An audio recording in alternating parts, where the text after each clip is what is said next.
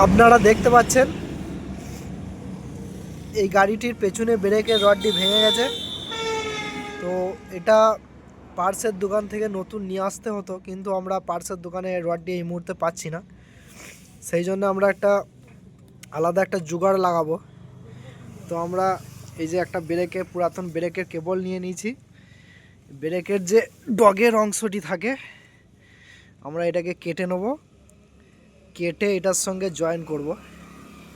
চলুন ভিডিওটা দেখুন কিভাবে করি।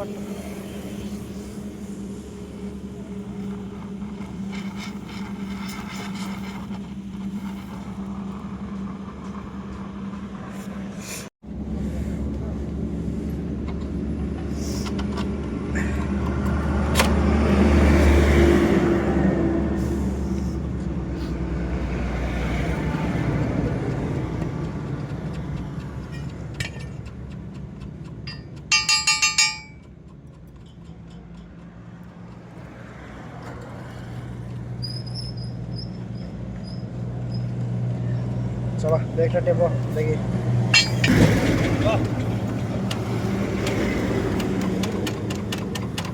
তো আমাদের ব্রেকটা কমপ্লিট হয়ে গেছে। ভিডিওটা ভালো লাগলে ভিডিওটাকে লাইক করে দেবেন।